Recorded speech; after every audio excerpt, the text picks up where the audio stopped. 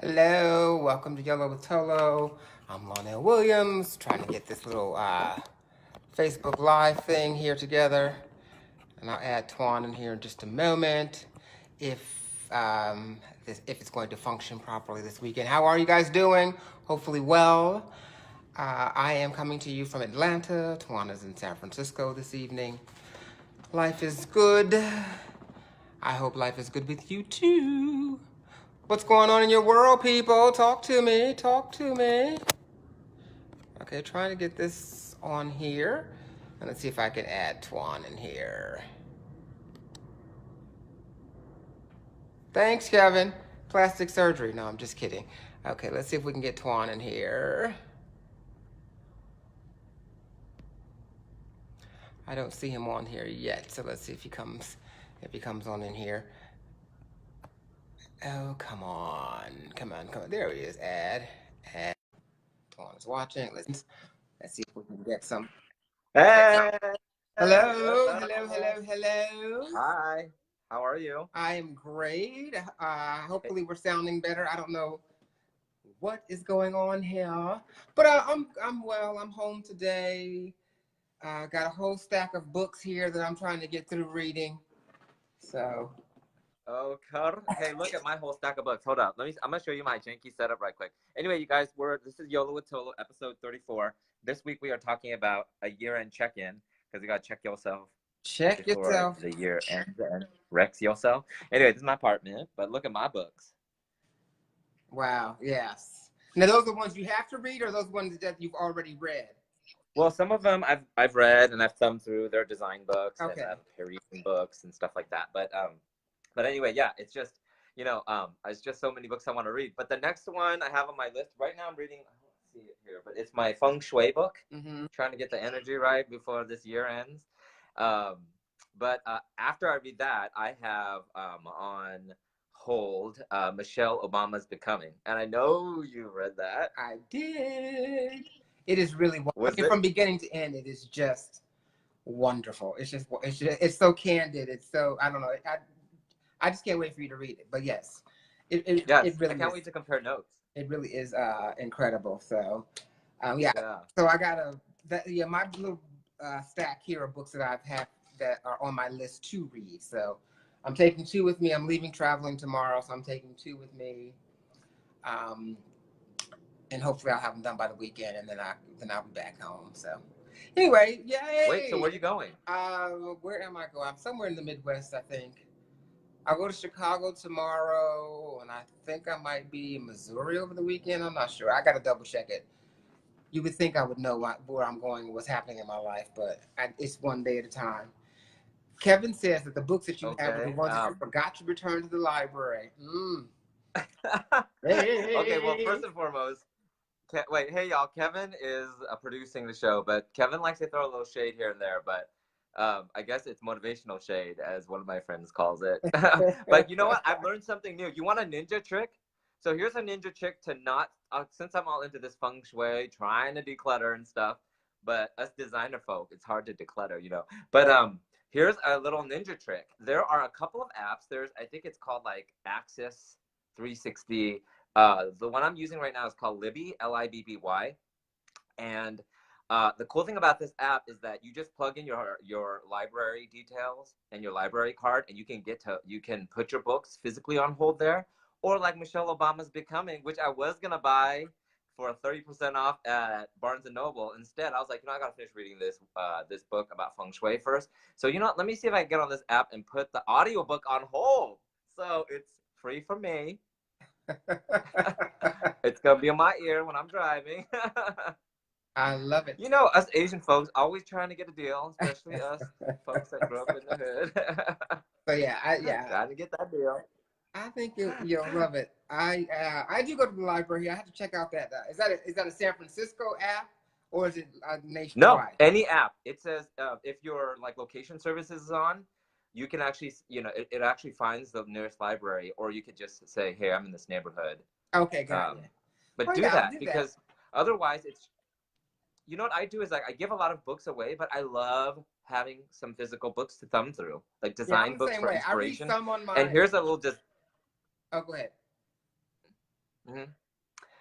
No, so here's another design tip is that I love to just like, I have Vogue books and like beautiful like dresses and like ambiance and stuff. So I'll just open a book and put it on the floor and voila. It'll like totally change the mood and the energy, you know, of my, area. That is pretty cool. So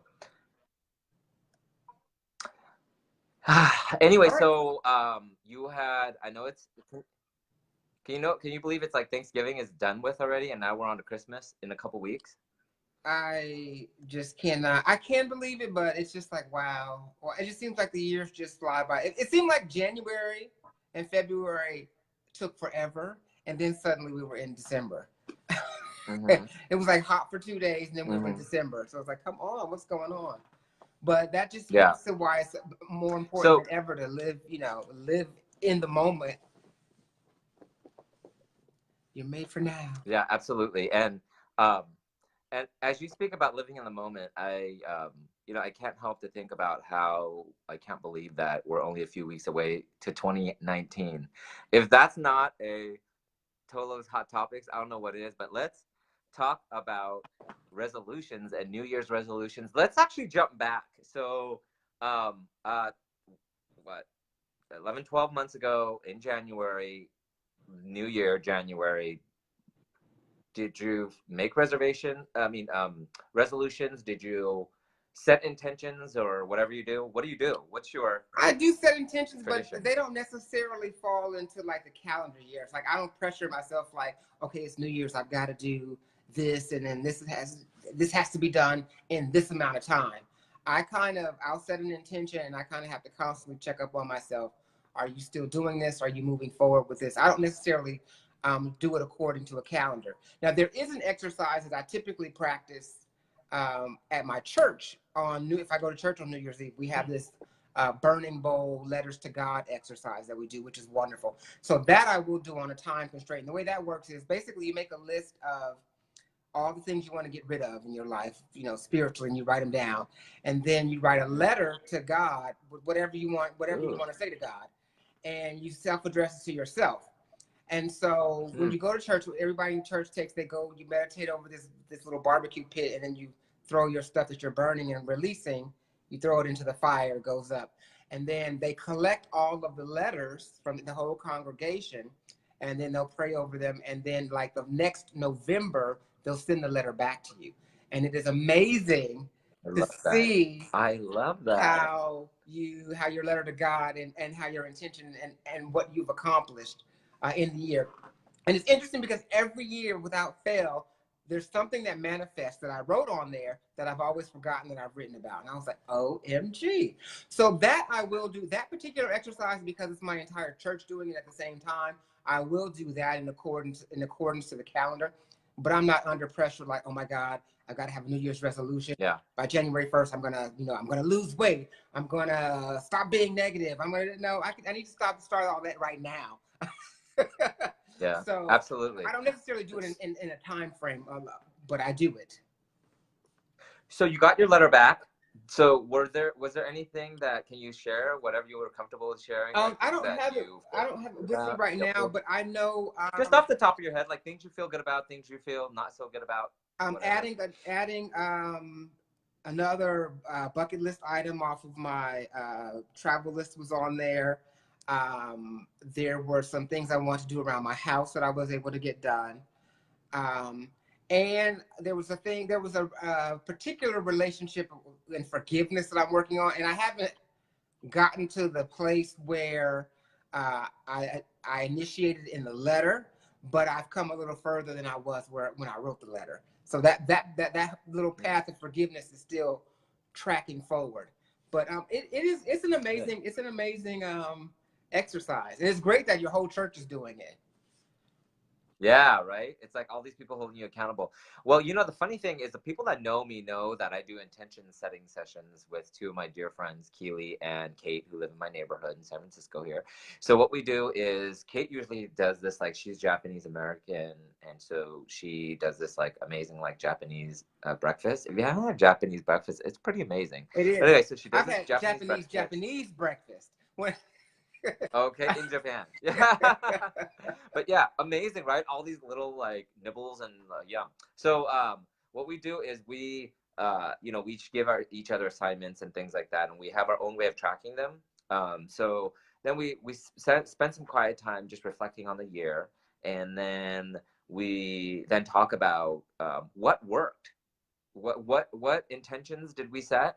I don't do resolutions because I think that you need to be in the present moment and continually checking in with yourself and how you're feeling throughout the year. So, you know, I like to look at the intentions as this is what I intend to do, but I always pray to God and say, what do you want me to do? How do you want me to serve? Or how do you want me to guide me? Like I might think I want to serve by doing a podcast, but maybe that's not what you want me to do.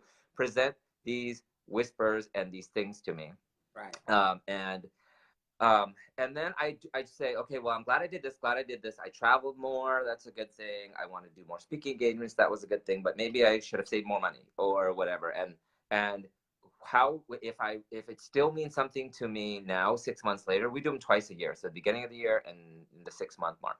So I find out. I look at my list and say, okay, well, these are the things I didn't focus on and put energy in and haven't manifested, and is it still important to me to manifest it or to do it? And if it's not, that's cool. I let it go. I feel like resolutions are so finite to me, so it's like right. But many people, actually several people both on social media and personally, friends have asked like, ooh, I want to be a part of this, so how do I, like, what do you do, what are some resources you have? So thanks, Kevin. Our producer posted the Go Inspire Go intention setting sessions post that I wrote last year. So there's some really good resources there for you if you want to have an organized but be in the flow way of setting your intentions. Mm-hmm. So it's beautiful, and it's such a powerful exercise to actually state an intention or to put it out physically out in the universe, whether it be through a vision board, writing it down in a journal or something to kind of put the energy out in motion. It all works. You just got to find what works best for you. Yeah. But you know what? So let's go to segment 2 here and dump the hump, where we talk about how to get past your Wednesday hump. And you know what, man? This year has been, to be real, it's been one of the hardest years because I've been dealing with grief, with my brother-in-law's death, and holidays, and you and I had talked about in a previous episode of being thankful no matter the circumstances in the last episode, which is also on our Facebook page recorded if you want to watch it. But I find myself beating myself up more this year just because I'm like, well, I was there for my family, but what did I do for me? Mm-hmm. How do mm-hmm. you how do you get past in our Wednesday hump? I'd like to get to talk a little bit about like how to get past these barriers of expectation that you have for yourself, or some people call it resolution, some people call it expectations, some people call it intentions.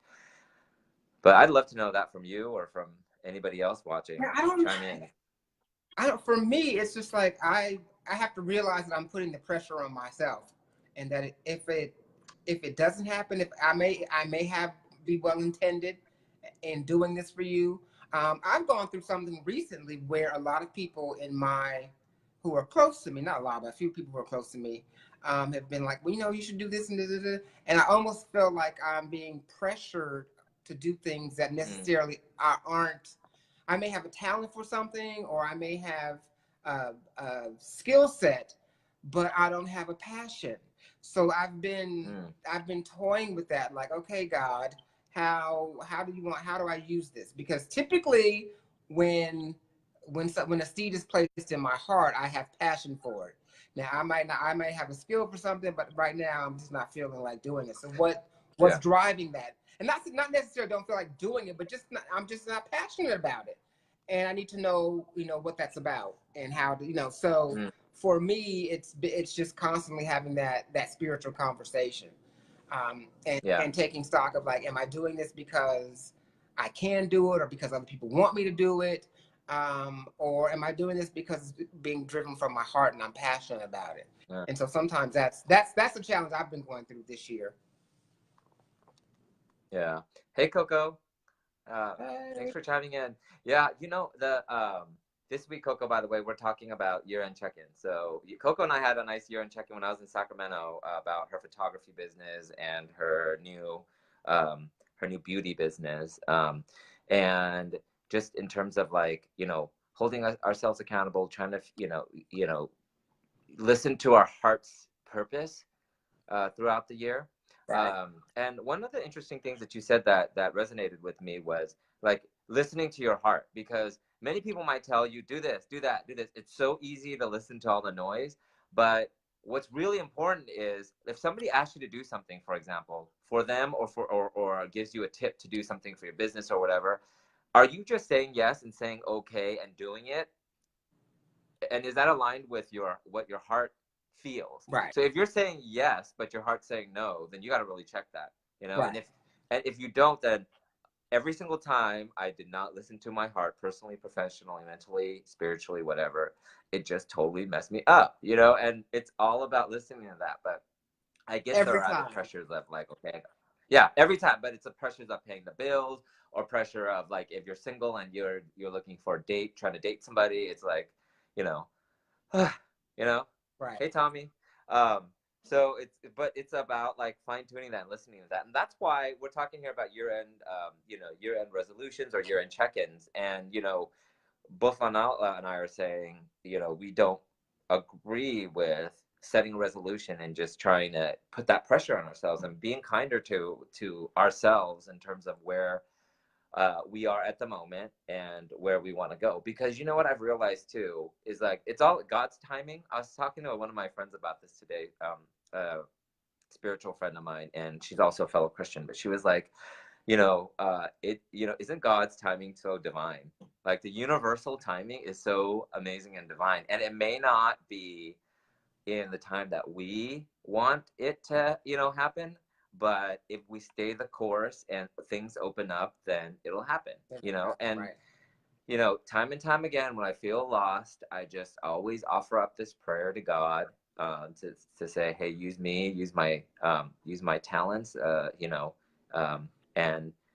use it to help people and to serve people, and then open up the doors that need to be open, you know, Right. and being flexible enough to like not um, be tied to whatever that is that I think it is. It should be what I feel it is as things come up. And that's the hardest part. And I think that's why I think being, was it Eckhart Tolle that said, God speaks in stillness? Probably. I'd But have to like wake up in the middle of one of his books to yeah. remember. You're not a I love fan? Eckhart. I love Eckhart, but I was like, man, this is dry. But he does have some gems in there for sure. Wait, well, this is what he says though. To his credit, because a lot of my friends are like Eckhart Tolle, I just can't get him into him. And actually, the stack of books I showed you, there's a New Earth, which is one of my favorite books. But he even says in the preface of it, you in his voice, I could just hear, you might be reading this, you know, and not understand a word. But he was like, put it down. He says, put it down, and if you're not ready, open it again, and you might be ready later. And I was like that. I was like, you know what? I am smart. I am educated. I am aligned with the universe, whatever. And I was reading it, and I was like, I don't understand a damn thing, and I'm halfway through this. So I did, though, pick it back up later. I gave it to a friend when I was in New York who needed it more. And I was actually at a thrift store, and it was just, you know, poking out amongst all the other books. I picked it up. It's like $1. And I read it, and I was like, oh, my God, everything resonates. So it was, anyway. Right, you have to Long pick those story things short, up in getting your still. time. It's true. Yes, and getting still. Getting still is really important. And just listening, you always say, that, that, and I've heard Oprah say it too. You always say that she's told you that, listen to those whispers. And the funny thing is, I've actually prayed to God, and I'm like, because I've done everything I've wanted to do in since I was 32. I was like, okay, check. I wanted to be a TV reporter, done that. Check. Because I wanted to use my prayer was in college as a communications journalism student. I was like, I want to be a voice for the voiceless. I want to get paid to talk and help people, right? And like God has manifested that many times over. I was like TV reporter in a big city. I wanted to run scripts to LeVar Burton because I loved reading Rainbow, And I was like, I want to run scripts to him, write scripts for him, and I ended up co-hosting a show, a statewide show called California Heartland here in California. And then I wanted to teach at the college level. I taught at 2 colleges, and then I was like, you know what, at talk show. And so recently, I was just like, you know, with winter time, nothing moves. So you know, I've had a few pitches out. I have people at a high level at, you know, at different places in the TV and internet land, you know, going to bat for me, like sending pitches and stuff in for me because I want to do a talk show. And I even prayed to God. I was like, you know, it doesn't have to be a talk show. I don't even have to be on camera. I don't know. Just what do you want me to do? Do you want me to like, I don't know, be a preacher? Do you want me to write a book? Do you like teach more? Like, just listen, you know? And then the funny thing is, I did a speaking engagement this weekend in my hometown of Sacramento for the Asian American Journalists Association. And one of the news directors that was there, she was like, you have an amazing presence, and the way you connect and engage with people in the audience is so genuine. And I was like, and she was like, you have, you know, we were talking prior to that of what my next step is. And, you know, and she was like, you got to do your show. You're going to do a show. So anyway, I don't know. It's, you know, I think you got to listen to those whispers, because here I was thinking, okay, I'm down to do whatever you want me to do. But since then, it's like a few people have brought that up. So it's all about listening to those whispers. You know, I'd love to hear what you think. And like, I'd love to hear in our segment 3, Talk to ToLo, what y'all think at home in terms of what we're talking about here, and listening to those whispers. And then we'll get into the question. And what kind of year-end checkup are you doing to the members of the audience? What do you do each year? Maybe you've got some tools, some resources that'll help us out. I'd love to know what people do. Are you the type that does resolutions every year? And how does that look for you if you are doing it? Do you write them down? Do you, I don't know, how do you hold yourself accountable? Everybody, I always get wonderful tips from people when I learn like what their process is. So if anyone has something to share, please, I'm in need. Yeah. Before we get into the first question, though, hey, you got an interesting text the other day, right? You texted me. I was like, what? Because you said somebody ran into somebody, a stranger, somebody in Atlanta. Udelka, that's her name, Udelka, from United Airlines. Nice name. In Atlanta. She was saying that she's been watching the videos and that she loves the show. And I was like, oh, okay, lady, thank you. So what a sweetheart. So shout out to Udelka. She's originally from New York, but I believe she's here in Atlanta now. It's fun. Sometimes it feels like, you know what, we do this really for each other because we want to talk to each other and hold each other accountable, but then we want to include people. And the funny thing is that, like, we don't know who we're reaching. Sometimes we're like, okay, like maybe 2 people will chime in. Sometimes like 70 people. We don't know, right? And the funny thing is that, like, I've gotten, in the last 2 months, I've gotten like, you know, some really nice, a handful of really nice Facebook, you know, DMs, just people saying that, you know, thank you for the reminder to keep going. Thank you for letting us know we're not alone. And I can proudly say that a listener and friend of mine from the UK put her condo up for sale because of what you had said in an episode about choosing faith or fear. You choose one or the other and stick with it. And so she actually was like, has been wanting to move to another country. So she's gonna move to another country. Her house is up for sale. Wow. People have been looking at it. She's been putting stuff up on Gumtree, which is the London's Craigslist. So you never know. And you know what? To that point, one of the things that I really want people to know is that Maya Angelou told Oprah, and I saw this. Did you watch the Oprah in the Mandela celebration, her speech? Yes. Yeah, and I guess it was very powerful, and that crowd was huge. But she had mentioned that Maya Angelou had told her that, you know, so many people are like waiting for that like thing to happen for their legacy to, you know, so that they could, you know, do their legacy, you know, like, or be their legacy or whatever, rise to meet their legacy.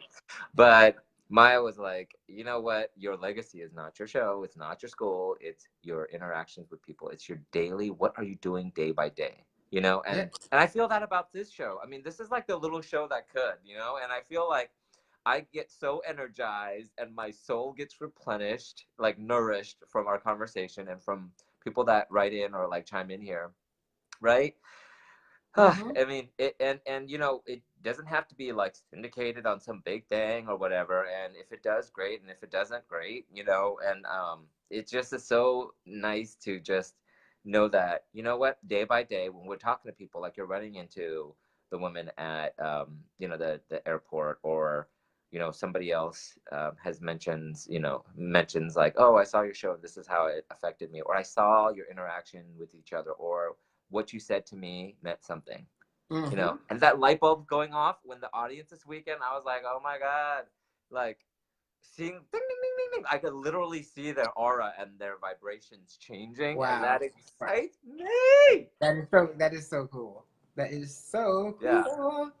Yeah, it is just about finding your tribe, no matter how large or small it is. Yes. And just Yes. riding, and that vibe, if you're all on the same frequency and that same vibration, you'll all continue to, you'll continue to grow and lift one another. And then other people will see that, and they will want to know, like, well, how are they doing that?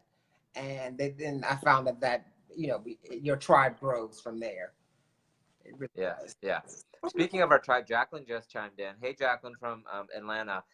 We're into segment 3, talking to ToLo. So if you got any questions about year-end resolutions, how to keep them, how not to make them, whatever, send them in. But the first question we have is Lee from San Francisco, who says, how do you not beat yourself up for not sticking to your resolutions?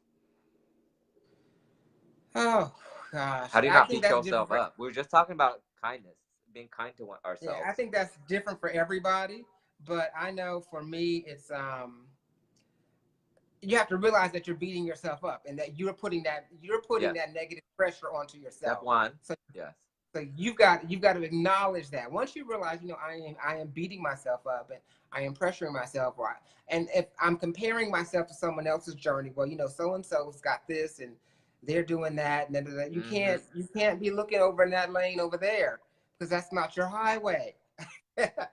So you've got to stay, if you focus on your own self and start and realize that you're being negative and putting this undue pressure on yourself, then you can pull back and reassess, and be willing to have room to forgive yourself. You're not under any pressure. The only pressure you're under is the pressure that you create for yourself.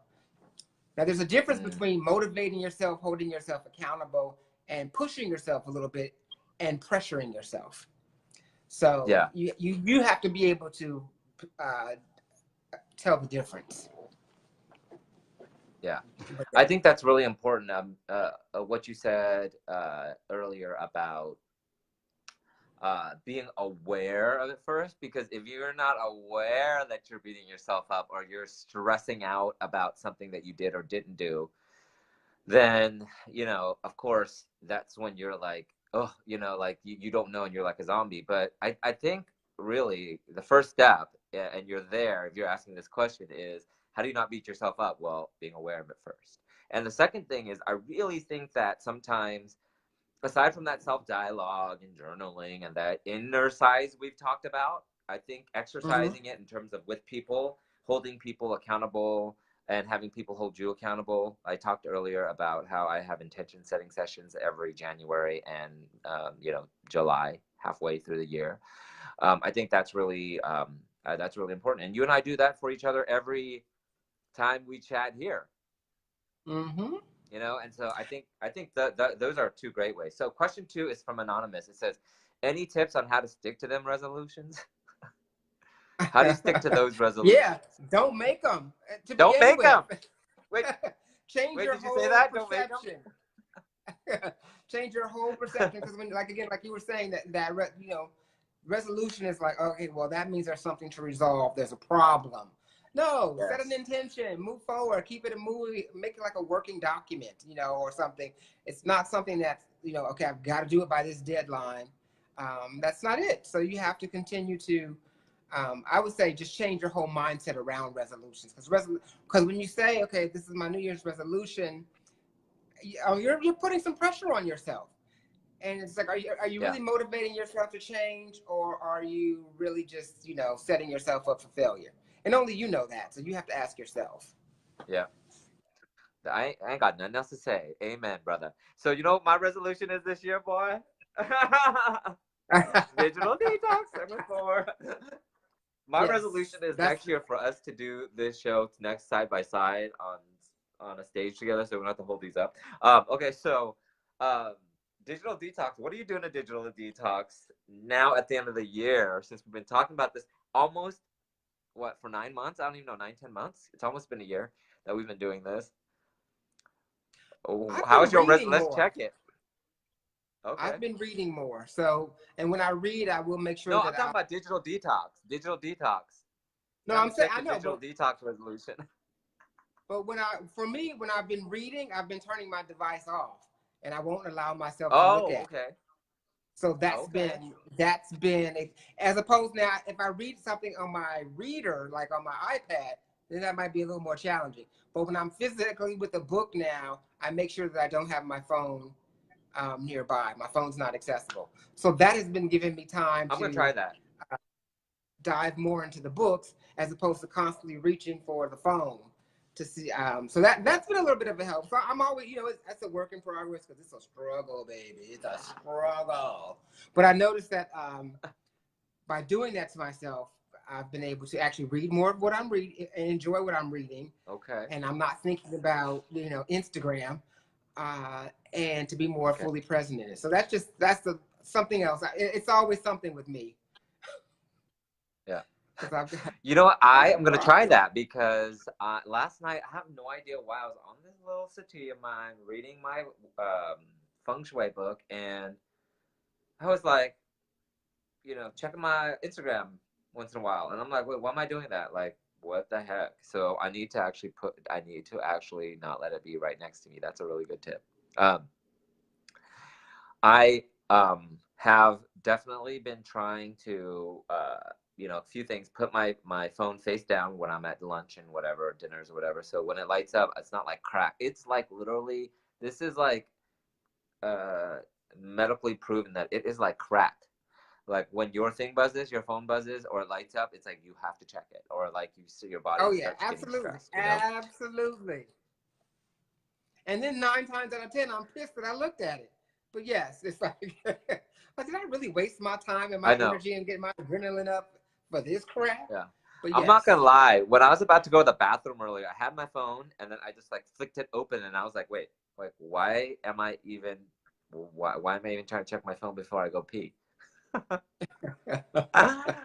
Maybe my intention this year is to try and not let it be like crack. But the funny thing is, it's like, can we just turn it off though? Maybe that's another way. Jacqueline says Marquise, her husband, has a no phone policy during dinner. So do I. yeah. Or when we are out to dinner. Yes, same here. Unless you got to check it real quick for like you're on a business lunch or you're waiting for a project. People are depending on you or whatever. But no, I agree. It's just like that can wait. That can Yeah. wait. And so I don't know. Well, that's still, I feel like that's like a constant for us, right? Is trying to figure out how Yeah. to digitally detox. What about you, It's Jacqueline? a I want to work know what in you're progress. doing.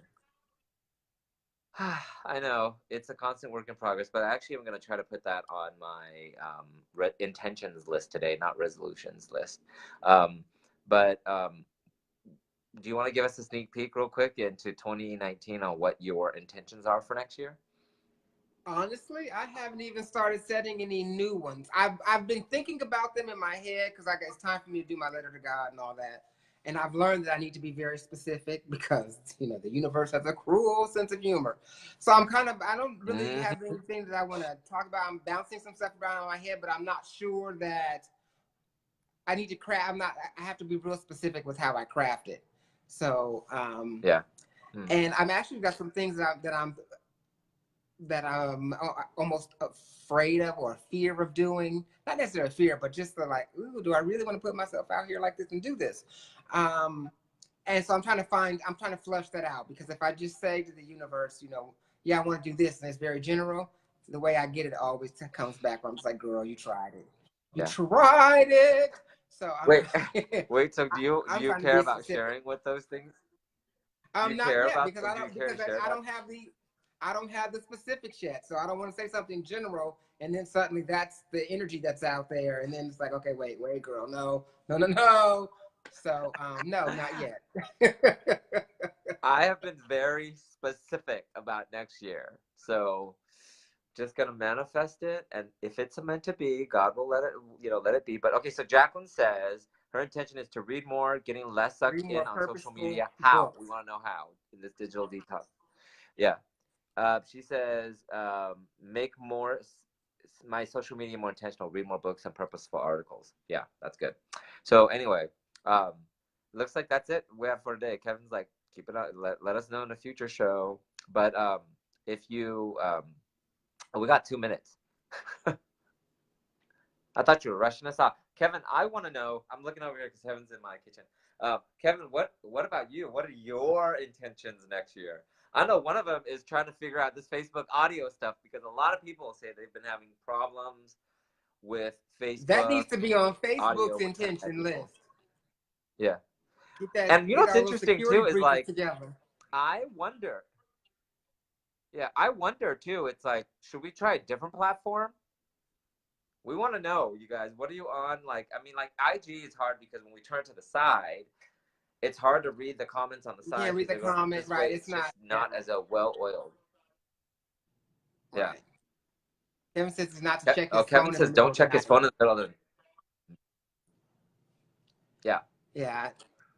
that's hard. Yeah, that's interesting. What when you go up to pee? Like sometimes when I go to pee, I just look at the time with my phone and I'm just like, I'm gonna leave it on my bedstand and not mess with it because it is. If you are addicted to whatever it is you're addicted to, don't like food. Like for example, food. I barely have any junk food in my house because I know that I don't have that much willpower after dinner to be like, ooh, there's chocolate. I have There's a piece of none. cake. Yeah. I have none. So yeah. Kevin says, Lonnell, I want to read more actual books like Lonnell. Um, do you like reading or can you do like the audiobooks? And does that count? My question is, does that count as a digital detox if I am listening to Michelle Obama? And yes, the question earlier Kevin asked is it narrated by her, the audiobook? Yes. So does that count? No, right? I don't know. That's up to you to answer. I still prefer the feel of a book and to hold a book. Even though sometimes I do read them on the iPad on my iBooks, but I still prefer just to hold the actual book. And I I prefer to prefer read to because I hold want to up. look at words. I want to Yeah, learn I new prefer to words. hold the book. Yeah, I prefer to hold the book and smell it and feel it. But but I do like the fact that I've read part of Eckhart Tolle's A New Earth on my phone or iPad, whatever, and it just like hurts my eyes. So I'm thinking about this will be the first book, Michelle Obama's Becoming, that I will listen to it on audio. Well, let me know how that works because I'll I let don't you know how that. usually listen to it. But see, I'm going to Yeah. read this too because I love the movie so much. I was Okay. backwards, You but know what's crazy funny rich is that. Asians. Yeah. Yeah. Okay. I That's on actually my list. read the first page of that when I was at a bookstore, and I was like, "Ooh, that seems really interesting." Like, just I want to see what it's like. The book is like based, and how the movie kind of like tweaked it. So we'll see. But anyway, I do intend to see more of you this year, Absolutely. and I do intend for us to somehow do 2.0 of this. I don't know how. Please, God, let us know. Um, Yes. but feel so much like I feel so much wiser um, having these chats with you, and then also like you said earlier, it is reciprocal because we are giving wisdom, but we're also crowdsourcing wisdom from people. So every time we hear something from you guys, whether it's out through the live here or like in a comment, some of my friends said, and some of the viewers actually said that they like to watch it after because they sometimes get in the middle, they start in the middle, and they're like, what are they talking about? So, Yeah, because people's whatever you attention guys spans are very are short. messaging us. Yeah. Right. Yep. So whatever you guys are messaging us and these conversations and this crowdsourced wisdom really sits with me. So thank you for that. Thank you for, Do this Jacqueline said, live do at the this live at AAJ. AAJ in Atlanta. Okay, I look it would up. love to. Let's try to figure that out. because Lonnell's there. AAJA is the Asian American Journalists Association, and this year one of the directors said it's going to be the Toan Lam Conference because they're talking not only about journalism but about life and life lessons and stuff. So that would be good. I mean, like Jacqueline, you got pull. You know, you let us know. We'll be there. But let's manifest more of this. And we're trying to just figure this out too. So maybe we can start bringing people on and like popping people in and out. I don't know. Like I know that iOS does now have a thing where you can talk to many people. I tried it. ATL, all Toan Lam. Go, Kevin. No, wait, all Toan and Lonnell. I love it. ATL. I love it too. Okay. Mwah. Thanks for watching, y'all. If you like what you see, share it and all that good stuff. Thank you, Kevin. Thank you, Lonnell. You guys definitely make my life wiser. Have Okay. a wonderful evening and a great week, and we will see you soon and very soon. See you next week. All right. Bye, Jacqueline. ATL. All Toan and Lonnell. Bye. All right.